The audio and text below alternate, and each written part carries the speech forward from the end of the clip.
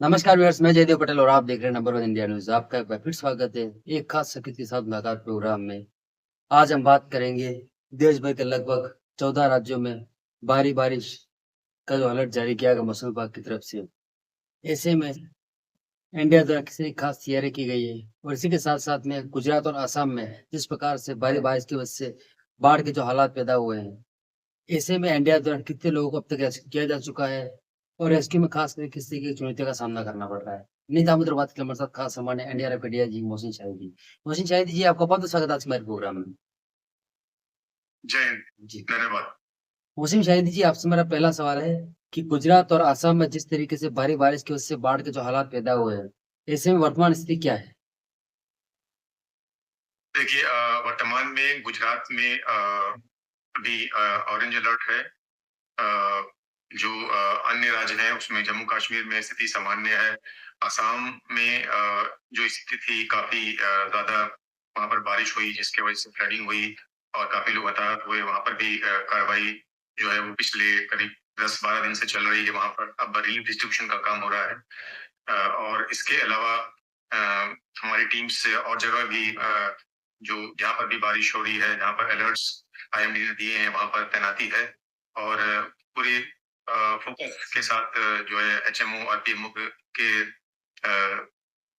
Level पर इस चीज को मॉनिटर किया जा रहा है, ताकि जहाँ कहीं भी अगर हमें कोई रेस्क्यू करना है, ऑपरेशन करना है, तो वहां पर जल्द से जल्द टीम को भेजा जा सके।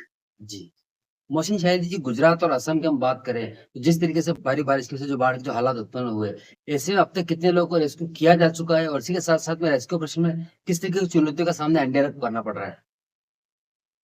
देखिए, गुजरात में हमारी 17 टीमें अभी मौजूद हैं। ये पिछले 22-23 को जो भारी वर्षा हुई थी, खासकर जो साउथ गुजरात में तकरीबन 2 दिन लगातार बारिश हुई। और उसमें वलसद में एक गांव है जहां पर तकरीबन एक रिकॉर्ड 1024 बारिश हुई, जो जिसको बताया जा रहा है कि इंडिया में थर्ड हाईएस्ट रेनफॉल है 24 घंटे का, जो आकलन किया गया है।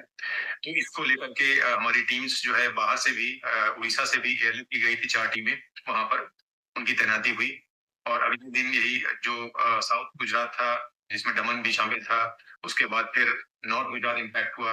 उसको लेकर के हमने दिल्ली से भी कुछ टीमें, राजस्थान में वहां पर जो है एज ए प्रिकॉशनरी मेजर वहां पर तैयारी रखा, ताकि अगर कोई जरूरत पड़ेगी, आपातकालीन स्थिति अगर होगी, तो वहां पर उनको फौरन डिप्लॉय किया जा सकता है। तो फिलहाल स्थिति अभी सामान्य है। तकरीबन 5,000 से ज्यादा लोग जो है वो पूरे इस जो पिछले 4-5 दिन में जो हमारा एक्शन हुआ है एनडीआरएफ का, उसमें इवैक्यूएशन किया गया है 5,000 से ज्यादा लोगों का। और तकरीबन 250 से ज्यादा लोग बड़ी क्रिटिकल सिचुएशंस में उनकी लाइफ रेस्क्यू की गई है।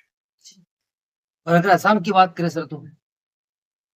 आसाम में देखिए हमारी 12 टीमें वहां पर, खास तौर पर जो अपर आसाम का इलाका है, जिसमें शिव सागर है, आपका जोरहट है, इसमें जो है जो बाढ़ आई है, बारिश हुई है भारी, और उसके बाद खास तौर पर नागालैंड में जो बस्ट हुआ है, उसको लेकर के जो हाथ से जो फ्लडिंग हुई है, वो मैपिंग को तोड़ते हुए जो है, जो गांव है आसपास के, खासकर सिद्धार्थ सागर में और जोरहट में, ये इम्पैक्ट एरियाज है। यहाँ पर काफी लोग हताहत हुए। वहां पर भी तकरीबन 6,000 से ज्यादा लोगों को इवैक्यूएशन किया गया है और कई जानें बचाई गई हैं। तो इसमें एनडीआरएफ है, एसडीआरएफ है, आर्मी के भी कॉलम्स हैं, और जो स्थानीय प्रशासन है वो सारे लगे हुए हैं। फिलहाल जो फोकस एरिया है असम में, वो जो रेस्क्यू रिलीफ ऑपरेशन हो रहा है, खासतौर पर जो है जो लोग बाधित हैं उनको इवैक्यूएशन शेल्टर में जहाँ पर रखा गया है, उनको वहां पर देखा जा रहा है कि जो भी उनको उस चीजों की जरूरत है वो उनको मुहैया कराई जाए।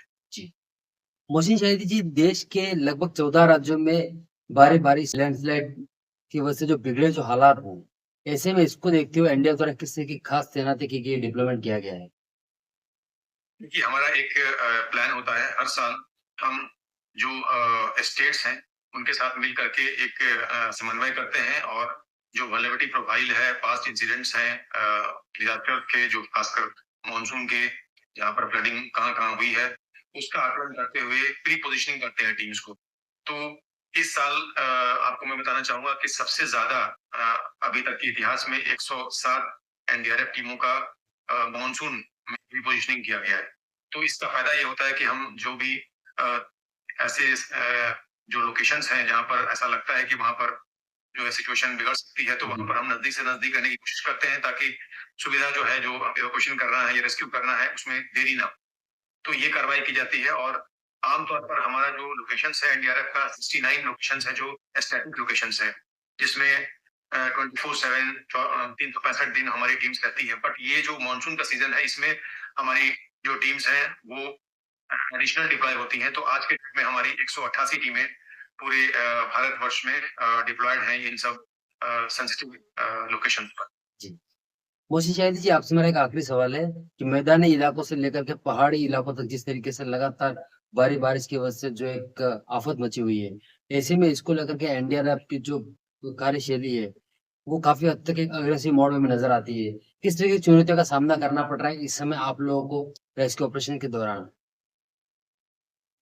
बिल्कुल देखिए, बहुत सारे बाधाएँ आती हैं। एक तो सबसे पहले कि रोड खराब हो जाते हैं, रोड ब्लॉक मिलते हैं और कई जगहों पर पानी का जो स्तर है, जल स्तर, वो काफ़ी ज़्यादा रहता है। तकरीबन 4-5 फीट, 6 फीट पानी हो जाता है, तो वहाँ पर जो हमारी टीम्स मूव करती हैं, तो वो गाड़ी से आगे मूव नहीं कर सकती, उनको उतरना पड़ता है, उनको बोट को रेडी करना पड़ता है, आगे जाते हैं। फिर स्टेट से या डिस्ट्रिक्ट एडमिनिस्ट्रेशन से हम डिमांड करते हैं कि वो हमें एडिशनल गाड़ियाँ मुहैया कराएँ, ताकि फिर हम अपनी गाड़ी जो छोड़ दी है पीछे, आगे जाकर के हम एक सही स्थान पर उस पर हम दोबारा चढ़ें और फिर आगे जहाँ पर हम हमारा जो गंतव्य स्थान है वहाँ पहुँच सकें। इसके अलावा जो आपने देखा होगा कि जब तेज़ जो गति होती है नदी की, उसमें भी एक चैलेंज होता है क्रॉस करना, क्योंकि कई बार टापू पर लोग फँसे होते हैं और ऐसी स्थिति होती है जहाँ पर बहाव काफ़ी ज़्यादा होता है पानी का, जल का। तो वो एक चैलेंज होता है, उसके लिए हमारी ट्रेनिंग होती है, हमारे पास बोट्स हैं, ये सब कार्रवाई होती है। नाइट ऑपरेशंस जो होता है खास तौर पर, क्योंकि ऐसी स्थिति में हम दिन का इंतज़ार नहीं कर सकते हैं, रात भर जो ये ऑपरेशंस हैं, खासकर देखिएगा कि वलसाड में और जो साउथ गुजरात में इंसिडेंट्स हुए हैं, रात भर जो है हमारी ऑपरेशंस चलते रहे, तो ये चैलेंज होता है, क्योंकि वहाँ पर गाइड्स कई बार नहीं मिलते हैं और अननोन प्लेसेस पर हम जाते हैं, उसके बारे में हमें पता नहीं है, तो लोगों से पूछ करके या कई बार जो जीपीएस सिस्टम है उसको भी करते हैं, इंटरनेट सर्विसेज कई बार नहीं रहती हैं, कम्युनिकेशन का इशू होता है, हालाँकि हमारे पास लेटेस्ट गैजेट्स हैं कम्युनिकेशन के, हम लोग सैटेलाइट फ़ोन भी यूज़ करते हैं।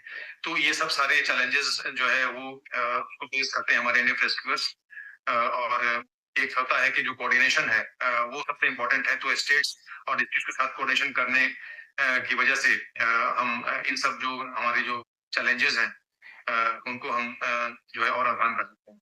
जी। मोहसिन शाहिद जी, आपने हमारे लिए समय निकाला उसके लिए आपका बहुत-बहुत धन्यवाद। धन्यवाद। जय हिंद।